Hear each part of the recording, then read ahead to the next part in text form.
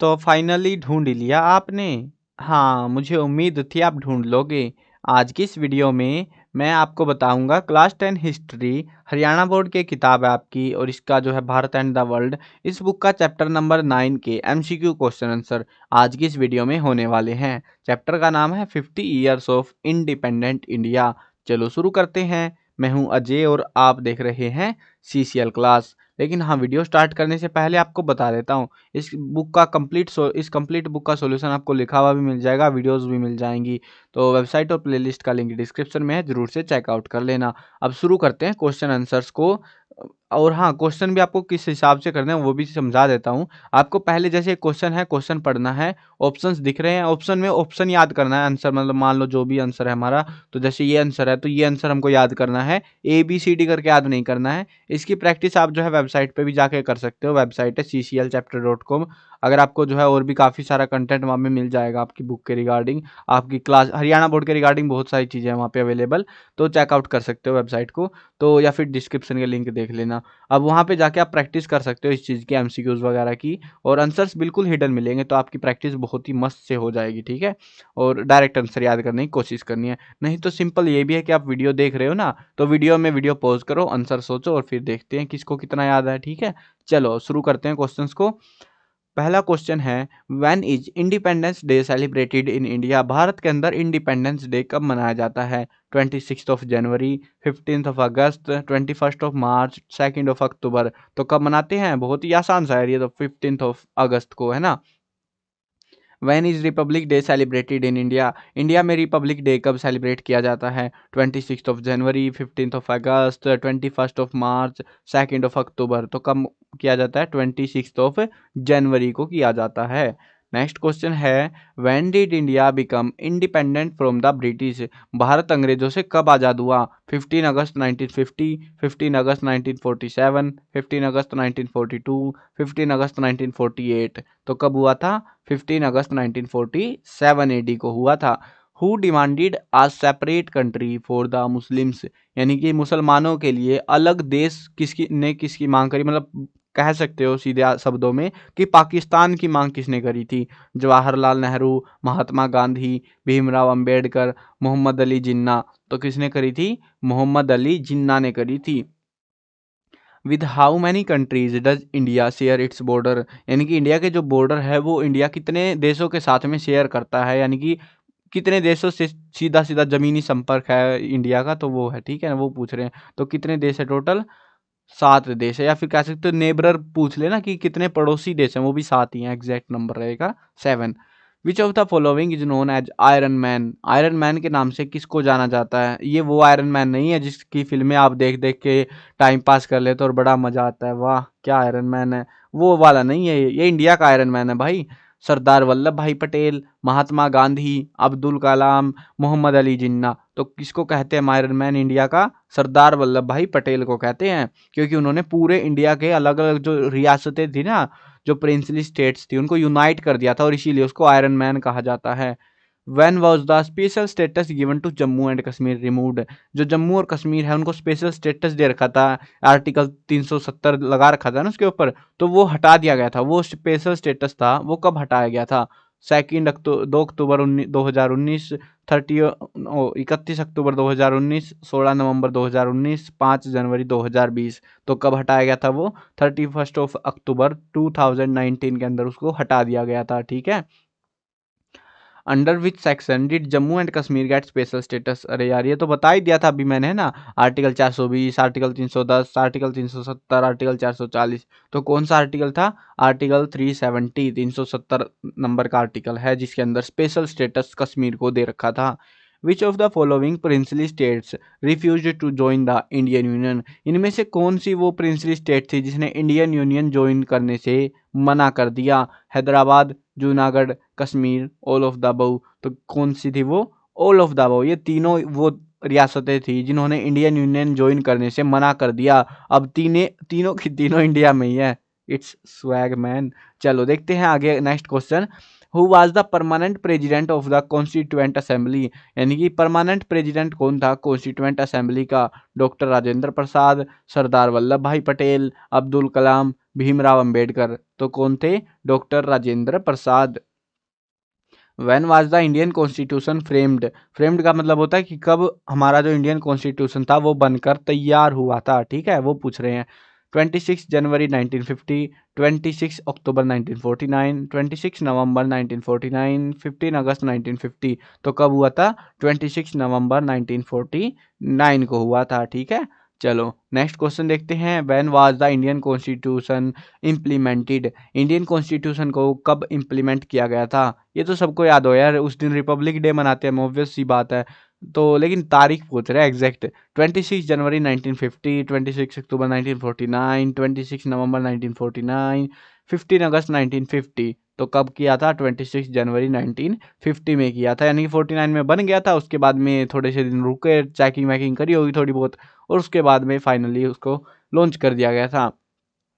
When were India's first election held? India का पहला election कब हुए थे? 1950 टू 51, 51 टू 52, 52 टू 53, 49 टू 50। तो कब हुए थे? 1951 टू 52 के अंदर ये इलेक्शंस, पहले इलेक्शंस हुए थे इंडिया के। When was the state reorganisation commission appointed? यानी कि स्टेट रीऑर्गेनाइजेशन कमीशन कब अपॉइंट करी गई थी, बनाई गई थी? 1950, 52, 53, 49। तो कब बनी थी? 1953 के अंदर बनाई गई थी। When was the state reorganisation act passed? और इन्होंने जो है इससे के बाद में जो है उन्होंने कुछ पॉलिसी वॉलिसी बना के दिखाई। तो वो जो स्टेट रीऑर्गेनाइजेशन एक्ट था वो कब पास किया गया था? 1950, 52, 53, 56। अब देखो 53 में तो वो बनी थी, उसके बाद में ही लेके आएगी ना, अब बनते ही कोई नहीं तैयार करके रखता, तो 56 में लेके आई थी, ठीक है। Green revolution is related to? Green revolution इनमें से किस चीज से संबंधित है? Agriculture, oil seeds, fisheries, milk. तो किससे है? एग्रीकल्चर से। इंडिया मतलब अपने एरियाज के आसपास हरियाणा में, पंजाब में, यूपी में जो है एग्रीकल्चरल प्रोडक्शन बढ़ाया गया था ना इसके तहत। चलो नेक्स्ट देखते हैं। Yellow revolution is related to? Yellow revolution किससे रिलेट करता है? Agriculture, oil seed, fisheries, milk. तो येलो कलर में क्या होता है? ऑयल्स होता है ना, तो ऑयल सीड्स होते हैं ये, ठीक है ना। Blue revolution is related to? Blue revolution किससे संबंधित है? Agriculture, oil seeds, fisheries, milk. तो ब्लू कलर किसके प्रतीक होता है यहाँ पे? पानी का, है ना। पानी में क्या रहती है? मछलियां। तो फिशरीज के लिए ये रिलेट करता है, ठीक है। What is the white revolution related to? सफेद रिवॉल्यूशन किससे संबंधित है? Agriculture, oil seed, fisheries, milk. तो सफेद क्या होता है? दूध होता है, और वही दूध का रिवॉल्यूशन था, ये दूध बढ़ाया था इस टाइम पे। When was emergency declared in India? India में इमरजेंसी कब डिक्लेयर करी गई थी? 25 ऑफ जून 1975, 25 ऑफ जून 1971, 25 जून 1970, 25 जून 1967। तो कब हुई थी इमरजेंसी डिक्लेयर? 25 जून 1975 को, 75 में हुई थी, ठीक है। When was the emergency ended? ये जो इमरजेंसी थी लगा दी गई थी, वो कब खत्म हुई थी? और यहाँ का ऑप्शन कहाँ गया भाई? घर चला गया मुझे लग रहा है। चलो कोई ना, इसको मैं फिक्स कर दूंगा।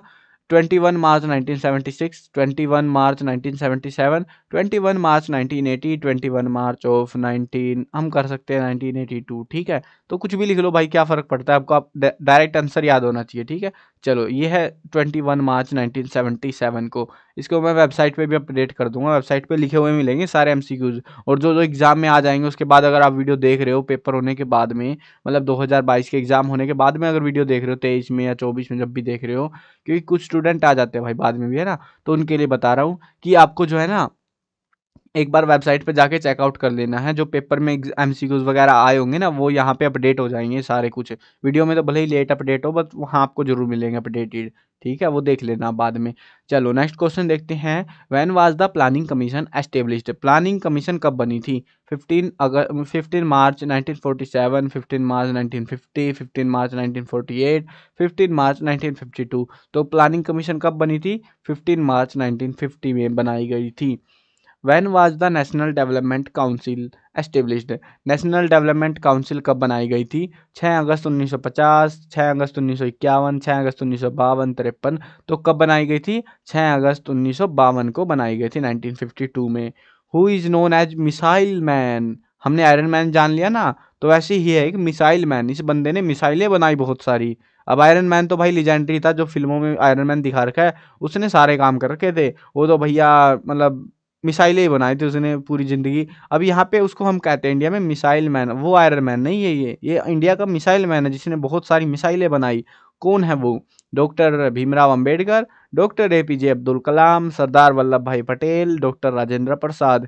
तो कौन है? डॉक्टर एपीजे अब्दुल कलाम, ठीक है ना। इन्होंने मतलब गाइडेड मिसाइलें बनाई थी। पहले की मिसाइलें ऐसी थी नॉर्मल, मतलब लॉन्च करो, निशाना सा लगाओ, एम करो, ठोक दो। अब इन्होंने बनाई थी गाइडेड मिसाइल कि तुमको वहां ठोकना है, हमें कुछ नहीं करना, वो अपने आप जाके ठुक जाएगी, उसी टारगेट को हिट करेगी।